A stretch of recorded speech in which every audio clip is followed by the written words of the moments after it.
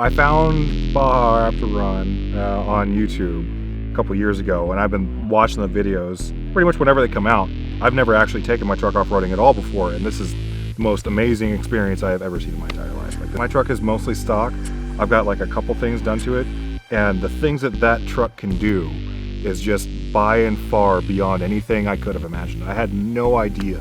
Buy a truck like this and you're driving it around daily, you know, going and getting groceries and going to work. And it's like, okay, and then you hit a pothole and you're like, oh my gosh, how much was that? That's nothing.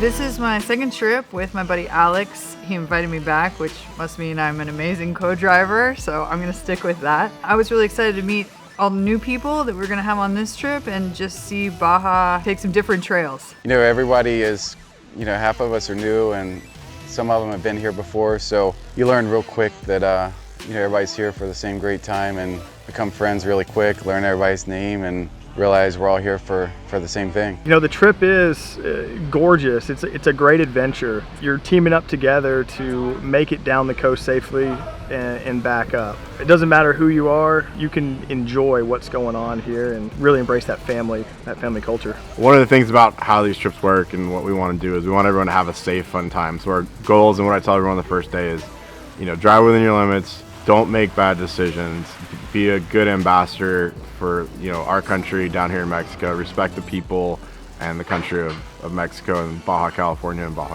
So that's always my big goal, is to be a good ambassador, and you do that by just making good decisions. And we've been really lucky. We have just really great people that come on these trips that make good decisions and just do the right thing down here, and it makes it way more fun for us too. And for me, like, the more I get to come down here, the more relationships I have with people down in Baja. So I starting to have all sorts of friends that live down in Baja, and I really enjoy that and appreciate that.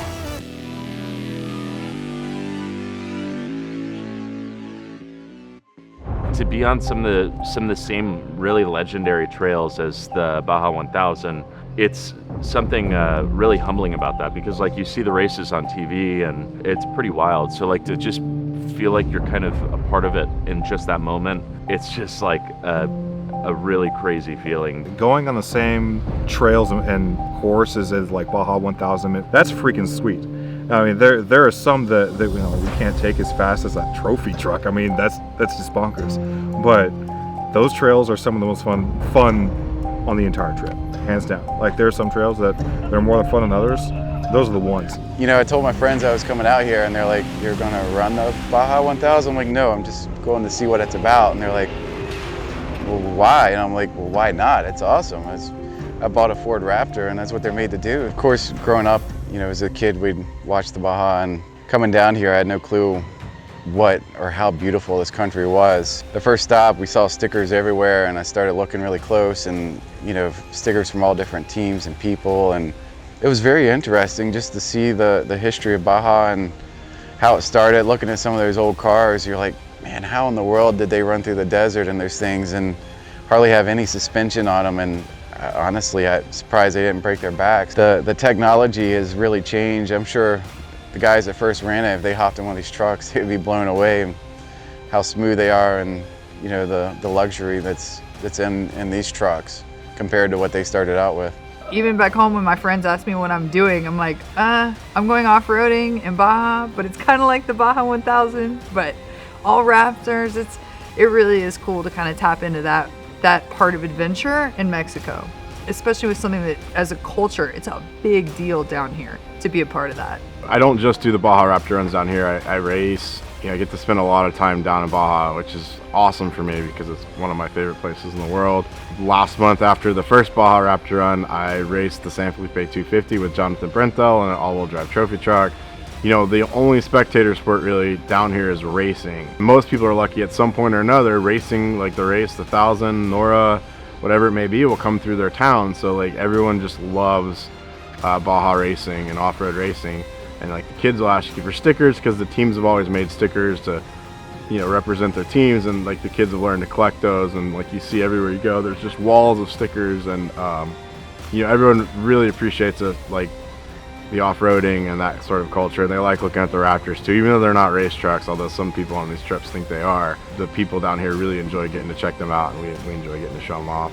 So like for me, like getting to do all these different things down here, it's really neat, and I feel like the hard work we put in on these trips and my knowledge of Baja has helped me get the opportunity to race down in Baja, and there's nothing that beats racing down here in Baja.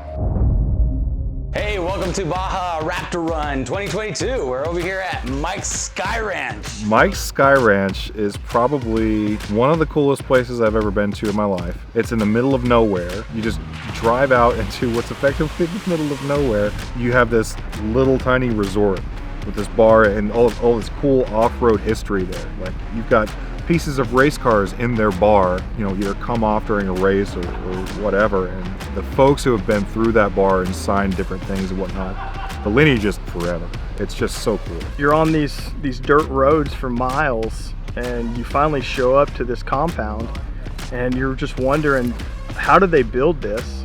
And then you're wondering, how did we even find this place? Up in the mountains. It's really cool. In a Raptor, co-driver's main job, you got to clean the window. Like every day, you got to clean that window in the morning. You got to clean all the trash out of the bed. You know, make sure that the inside of the truck's nice and clean, smelling good. Those are the really important ones, but the window definitely is the most important. And then I'd say after that, like cleaning out the bed. The co-driver, I think the most important thing is that they're always looking out for you know, the different components of the vehicle that need to be regularly serviced, maintained, you know, kept clean. In this case, this co-driver's putting forth a little late effort in getting the windows clean, but that's okay. Does this meet your standards, sir? I mean, you missed a few spots, but it's all right. You'll have some time to clean up on the other side. Yeah, they'll Yeah. be dirty in 10 minutes. Now do it again. From what I've seen other co-drivers, they've been cleaning windows, they've been passing out drinks, they've been making sandwiches. I'm just kind of along for the ride. Chris is more experienced than me. I don't want to say that co-driving is more difficult than being the driver, but you really have to trust your driver, right? I would never ask Alex to slow down. I just hold on a little tighter. But I think, like, as far as being a co-driver, just keeping your eyes open to anything that's coming up in the road, making sure you're seeing other trucks, and just being there and able to help whenever my driver needs anything. My co-driver, aka my co-dog, the first time around, there's a lot of noises like whoop or or eek. And this time it's been like, I'm kind of disappointed because I didn't hear from her a lot. I think she's getting comfortable like with my professional driver skill set. She's definitely praised my skill set as being a little bit better and a little bit more comfortable than last time, but like I think I'm a little bit more agile. So my co-dog is doing pretty well. I think she's pleased with my driving this year. As long as you just keep it within your limits, you know. If you're nervous about going faster, go slower. If you're nervous about being in dust, get out of the dust. You know, fine. Take your time, have fun. That's the whole point. If you're not having fun, you're not doing it right. You need to change something. So slow down if you need to slow down. Have fun where you want to have fun. So the dry lake bed is probably one of my favorite parts of the trip because you can go fast and you got that dust behind you, the sun is shining, you got a lot of room to move and play around. And normally I don't drive Alex's truck because I don't want to have to fix it. Personally got up to like 95 on the lake bed, which I thought was amazing. And I personally have never done that before, even though for these guys it's like old school stuff. 95's a lot. I turned off all of the nannies on the truck and I went 105 miles an hour on sand. And that's the fastest that I've taken that truck off-road, probably ever will off-road, because I don't know anywhere else I could do that. Like, that was so freaking cool.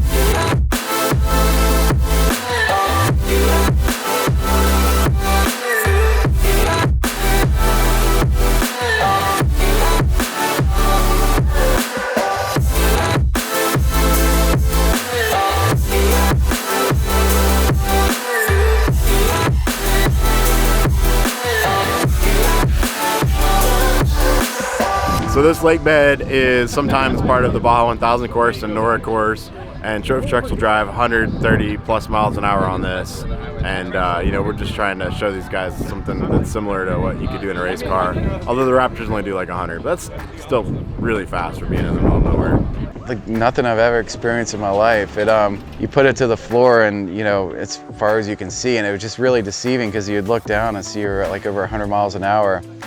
I was with my buddy Tom, and I'm like, don't turn very hard because you don't realize how fast we're going. I've never done anything like that in my life or seen anything like that. Welcome to Baja Raptor Run 2022. We got the first ever on record 3-seat front seat Raptor. Obviously still the fastest truck in the entire peninsula. We just confirmed it again. We compared it against all the other numbers. It's confirmed. We're the winners. 3-seat fastest truck in Baja, #1. The added weight helps us go faster.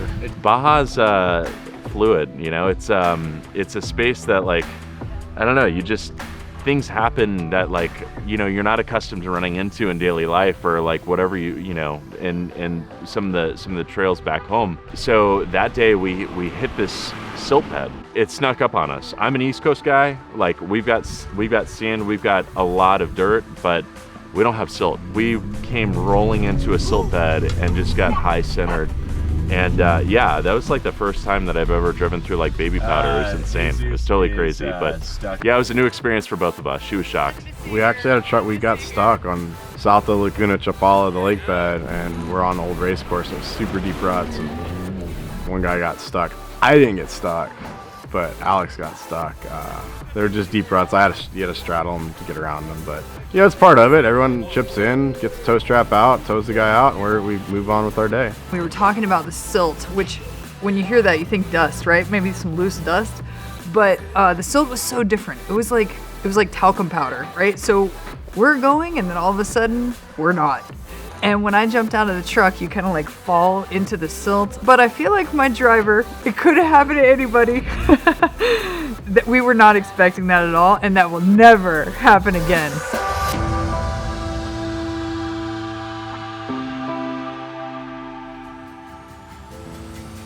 There is this one iconic scene where this Raptor is just fully sent. That's the stretch that we were on third day. 45 is like the ideal speed. That's a sweet spot.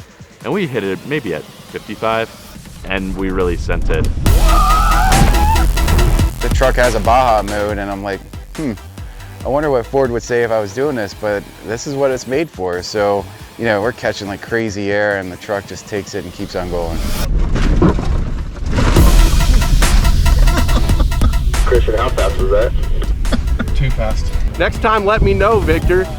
Your camera, get on the radio, call me, say, Chris, it's a heater. Slow the fuck down.